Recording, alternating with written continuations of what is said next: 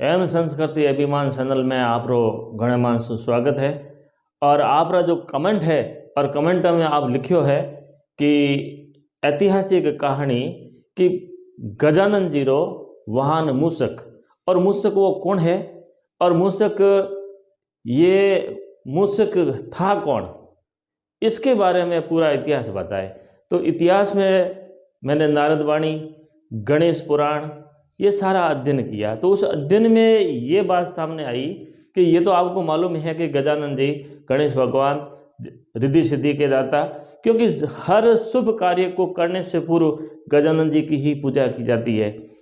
भगवान महादेव और पार्वती के खास लाडले गणेश, और गणेश के बिना तो कोई काम शुभ होता ही नहीं है। तो गणेश पुराण के अंदर भी ये बात लिखी है कि एक गंधर्व क्रोश और उनकी पत्नी का नाम था सुवेणी।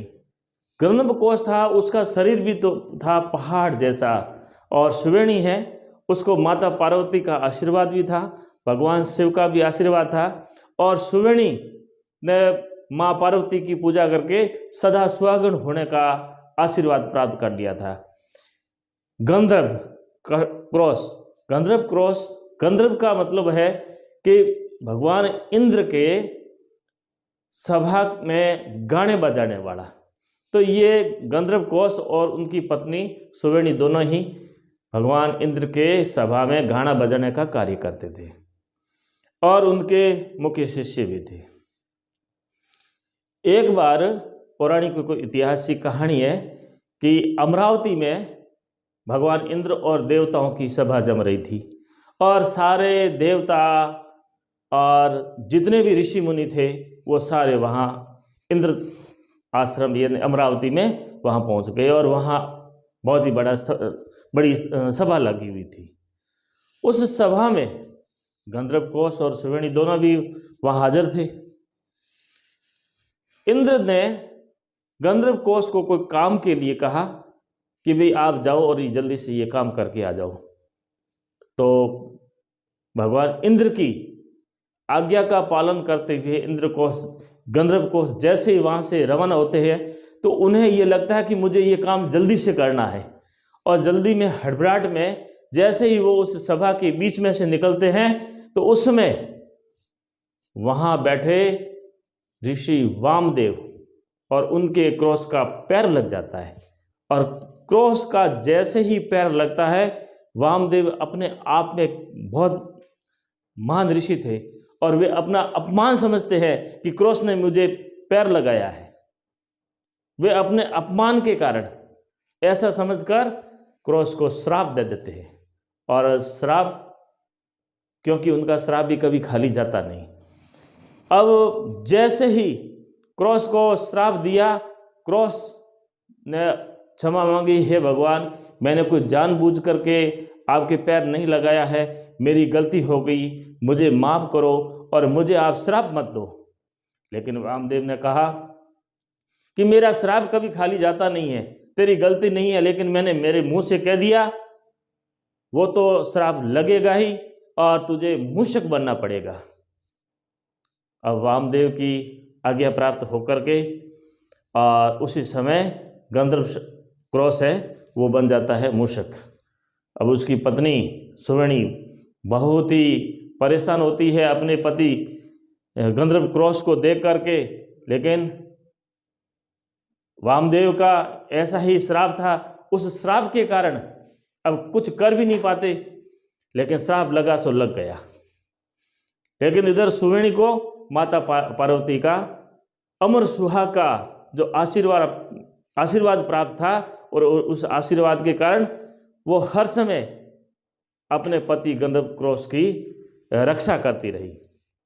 इधर गंधर्व कोश, उनको पहले से ही वरदान था, वो अपने शरीर को पहाड़ जैसा बना देता था, अपने शरीर को चाहे जितना छोटा बना देता था, और ऐसा जैसे वो श्राप के कारण चूहे के रूप में बना तो अपना शरीर बना दिया पहाड़ जैसा। अब पूरे इस धरती के ऊपर जितने भी गांव थे वो गांव दबते गए उस चूहे के पैर के नीचे। पूरी पृथ्वी लोक पर हाय हाय मच गई थी। वामदेव का जो श्राप था वो तो होना ही था। और गंधर्वकोश उसने देखा कि मैं पूरी धरती पर उल्ट पुल्ट करूंगा तब मेरा ये श्राप मुक्त होगा। मुक्त के लिए उसने इस धरती पर अपना एकाधिकार जमाना शुरू कर दिया।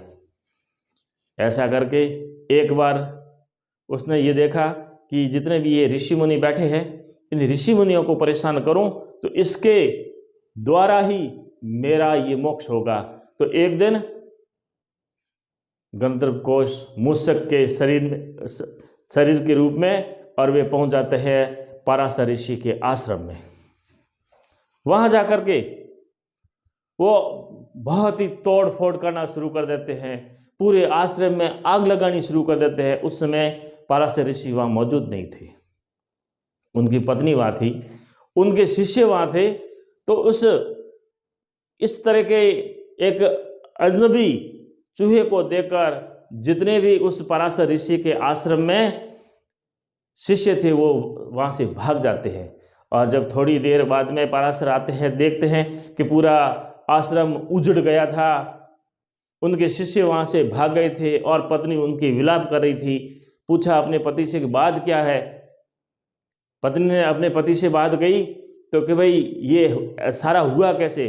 तो पराशर ऋषि की पत्नी ने सारी वृत्तांत बताई कि इस तरीके का एक मूषक आया है और उस मूषक ने पूरे हमारे आश्रम में तोड़फोड़ की है और आग लगा दी है। और ऐसा करके पराशर ने भी देखा तो मूषक उधर उधर भाग रहा था, पकड़ने की कोशिश की, लेकिन वो पकड़ा नहीं रहा था। लेकिन पराशर ने जैसी ही अपनी दिव्य दृष्टि देखी और उस दिव्य दृष्टि में इस मूषक ने एक जगह लिख दिया पुष्पमाला से श्री गणेश।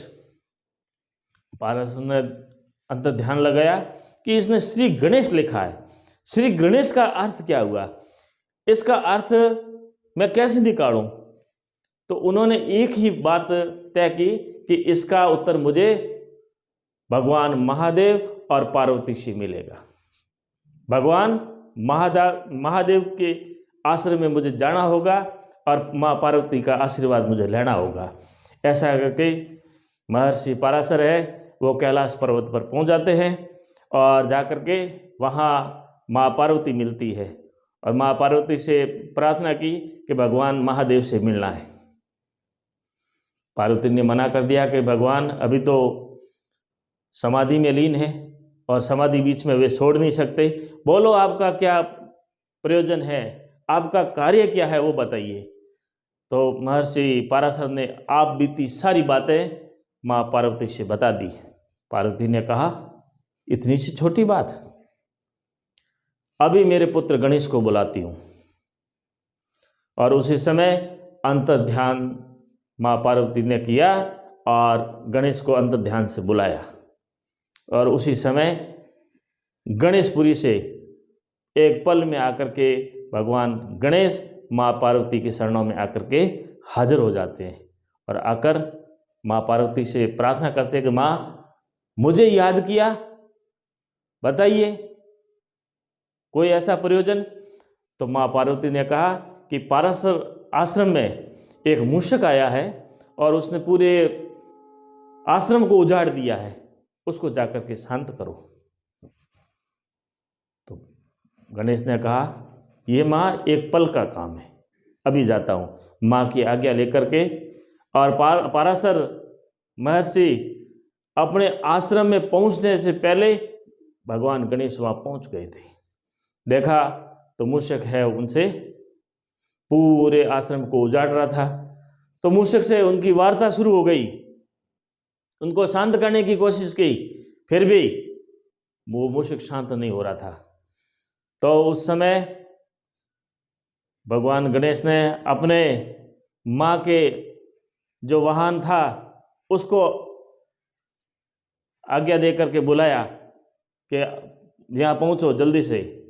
तो जैसे ही माँ का वाहन शेर वहाँ पहुँचता और शेर की दाढ़ से जितने भी चूहे थे वो सारे शांत हो जाते हैं और शांत होकर के अब उस गणेश भगवान और मूषक से वार्ता शुरू होती है। वार्ता के दौरान मूषक ये समझता है कि ये बच्चा, अरे ये क्या करेगा मेरे सामने ये युद्ध करके, क्योंकि उसने अपना शरीर पहाड़ के जैसा बना लिया था। गणेश ने देखा कि ये बना तो रहा है, लेकिन अब इनका समय आ गया है। लेकिन उसे मालूम नहीं था, मुस्कासुर को ये मालूम नहीं था कि ये ही गणेश जो मेरे मोक्ष का कारण बनेगा, लेकिन ये नहीं समझा।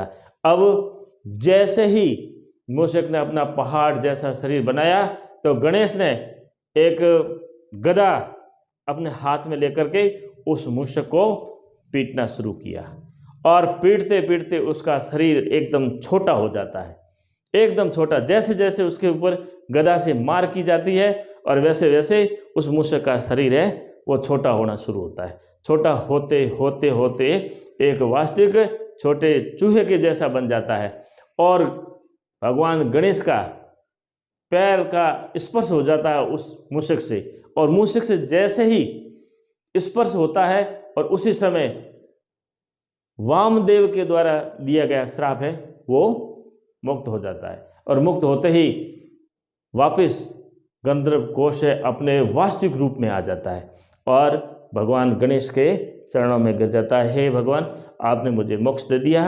और मेरा ये श्राप आपने शांत कर दिया है।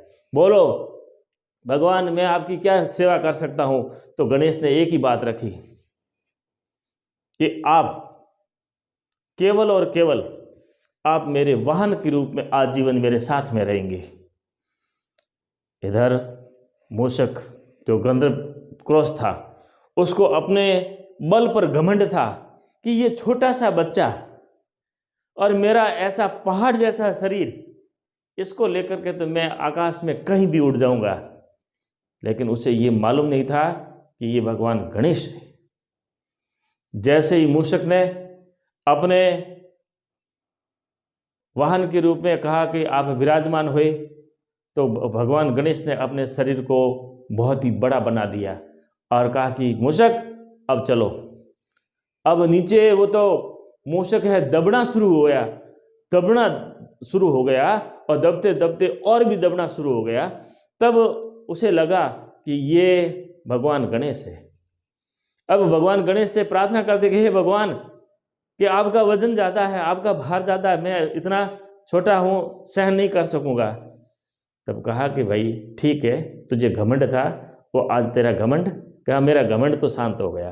तो अब मुझे आपके शरणों में हर समय रहना होगा, और मैं आपके शरणों में सदा रहूँगा, आपके वाहन के रूप में रहूँगा।